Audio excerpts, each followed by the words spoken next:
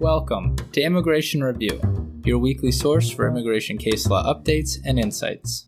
I'm your host, Kevin A. Gregg, back again to review the week's precedential immigration cases, rummaging through the decisions so you don't have to.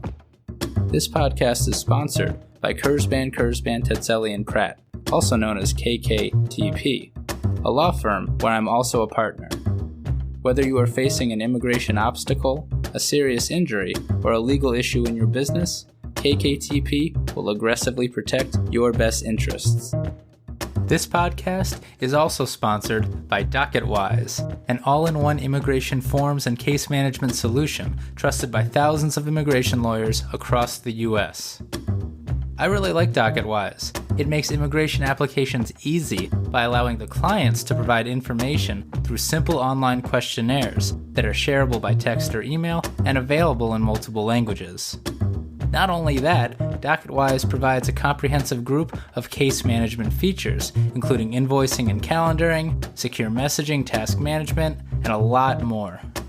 You can learn all about Docketwise and receive a 10% discount on your subscription by heading to docketwise.com/immigration-review, so they know we sent you.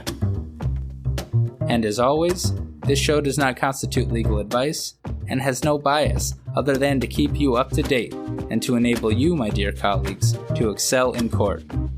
So, without further ado, let's start the review.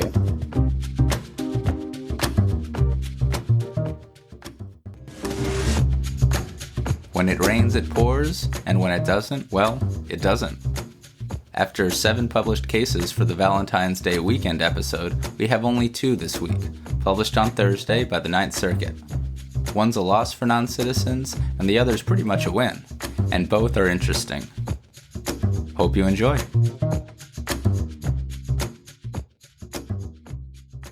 First is Chacon v. Wilkinson, published by the Ninth Circuit on February 18th, 2021. This case concludes that a conviction for importing, manufacturing, or dealing in firearms without a license, in violation of 18 U.S.C. Section 922A1A, is categorically an aggravated felony. Here's why. Mr. Chacon was brought to the United States without authorization from El Salvador 20 years ago, at the age of 7. In 2016, he pled guilty to dealing in firearms without a license, in violation of Section 922A1A, and he was sentenced to 30 months incarceration. He was placed in removal proceedings, conceded removability, and applied for asylum and related relief. As relevant to this decision, the IJ and then the BIA denied asylum based on a finding that Section 922A1A was an aggravated felony, as defined at INA Section 101A43C, which defines as an aggravated felony illicit trafficking in firearms offenses. And of course, an aggravated felony qualifies as a per se particularly serious crime that bars a non-citizen from asylum relief. So the IJ and then the BIA denied Mr. Chacon's asylum application.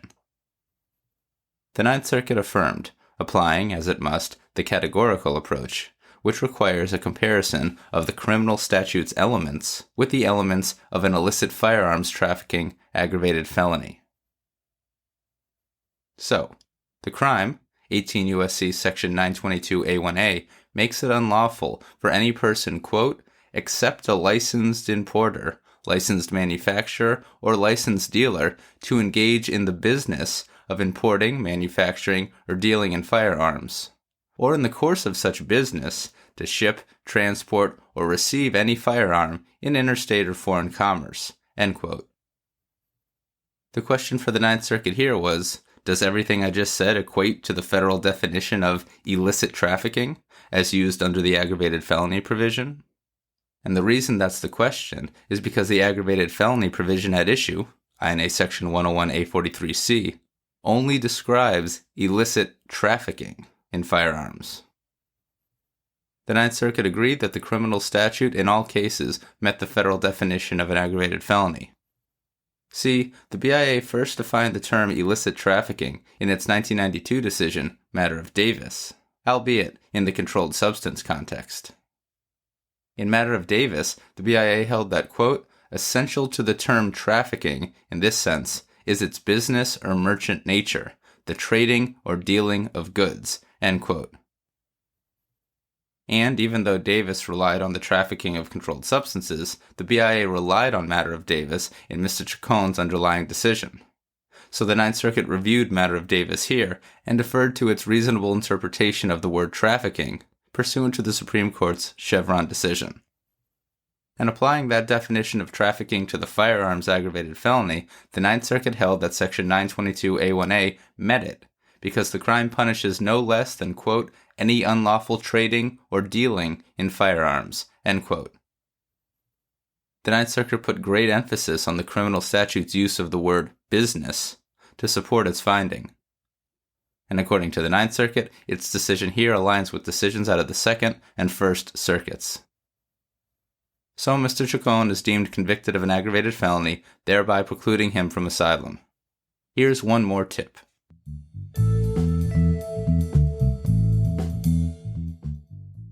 As the Ninth Circuit is expressly adopting the definition of the word trafficking from the drug context and using it in the firearms context here, it must also be adopting the drug trafficking exceptions. And, in line with decisions from numerous circuits and I believe the BIA itself, one of those exceptions is, at a minimum, for criminal statutes that allow for mere delivery of a drug or a gun, or in circumstances that don't require remuneration. And that's because often, mere delivery has no commercial or business component. So everyone, just like the drug crimes, a criminal statute that allows for conviction, or a realistic probability of conviction, where someone merely, say, delivers or gives a firearm to his or her friend without getting paid, will very likely not match the aggravated felony definition of illicit trafficking in firearms as used in this decision. And that is Chacon v. Wilkinson.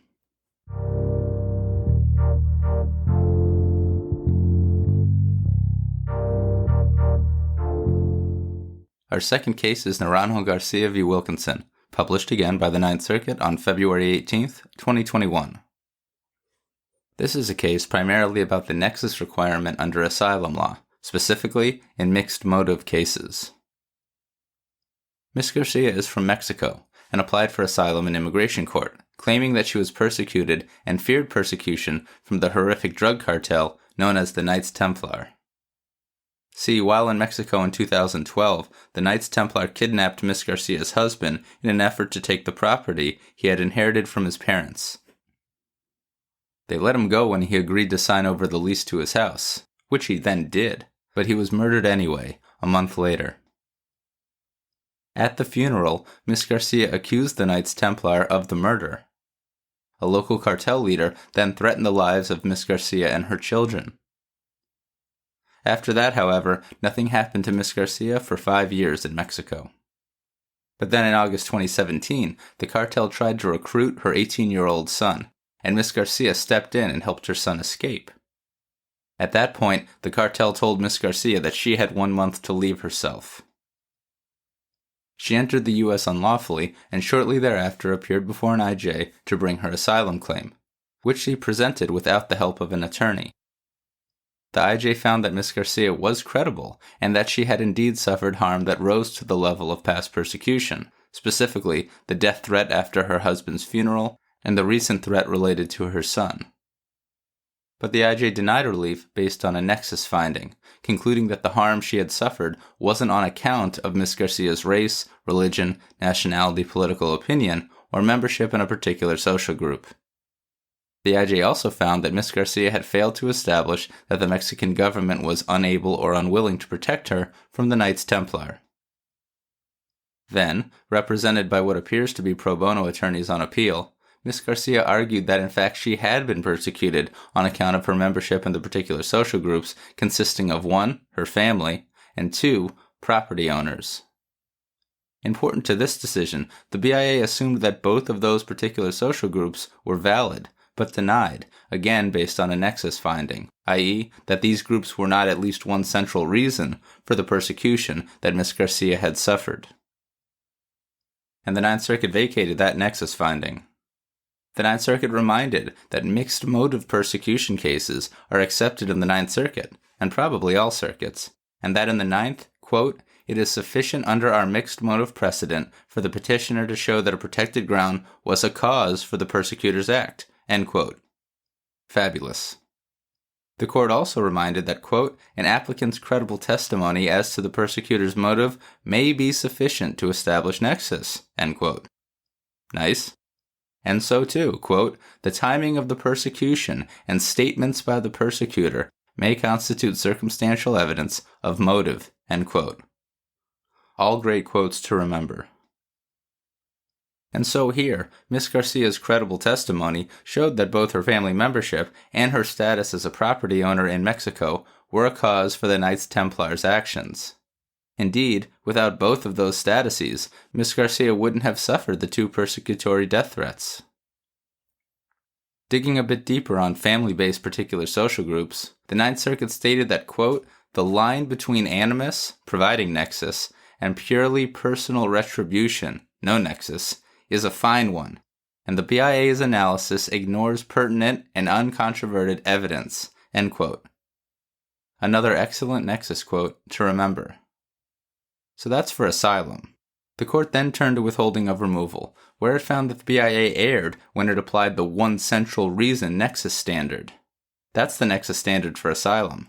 But in the Ninth Circuit, the proper nexus standard is the lessened one reason or just a reason standard. And that lessened standard for withholding of removal again aligns with the one applied in the Sixth Circuit earlier last year. And it should be argued nationwide. The Ninth Circuit found that the BIA had applied the wrong standard for withholding because the BIA said, as it always says, that, quote, "As Ms. Garcia did not satisfy the lower standard of proof for asylum, it necessarily follows that she did not satisfy the more stringent standard for withholding of removal," end quote. But that's error in the Ninth and Sixth Circuit. Withholding and asylum have different nexus standards in those circuits. So, practitioners, when the BIA or the IJ makes statements like this one, as they always do, and at least with nexus, and at least in the Sixth and Ninth Circuits, the agency errs. Take note, my loyal cadre of EOIR attorney advisor listeners. So the Ninth Circuit remanded for further nexus analysis, both for asylum and for withholding of removal. It did, however, affirm the BIA's denial of Convention Against Torture protection. Congratulations, Sarah A. Nelson, a, quote, "certified law student," end quote, from the University of Georgia Law School for arguing this case before the Ninth Circuit and winning for petitioners. Making us all feel inadequate, Miss Nelson. Here's some more.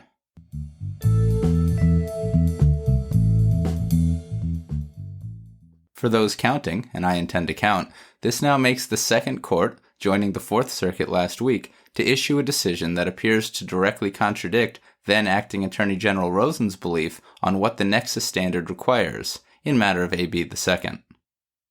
Next, in a footnote, the Ninth Circuit noted Ms. Garcia's counsel's argument that, where a non-citizen is deemed credible, like Ms. Garcia was, the Ninth Circuit should review the nexus finding de novo, rather than for substantial evidence. The Ninth Circuit didn't reach that issue here, but it appears that there's an intra-Ninth Circuit split on that issue and that standard of review. So keep making the argument in the Ninth Circuit, practitioners. Finally, I can't help but note that last week, a different Ninth Circuit panel rejected the particular social group of, quote, "wealthy Mexican landowners," end quote, based on a finding that the record in that case didn't show that the group was distinct in Mexico. But of course, the BIA assumed that the group of Mexican property owners in this case was a valid particular social group. And in any event, different week, different panel. And that is Naranjo Garcia v. Wilkinson. So there you have it. You're all caught up with the past week's published immigration cases. I'm Kevin A. Gregg, a partner with the law firm Kurzban, Tetzeli, and Pratt, and this has been another episode of Immigration Review. Thank you for listening, and I hope you enjoyed it. If you did, please share it with a friend, and rate and review us. Each review helps new listeners find the show.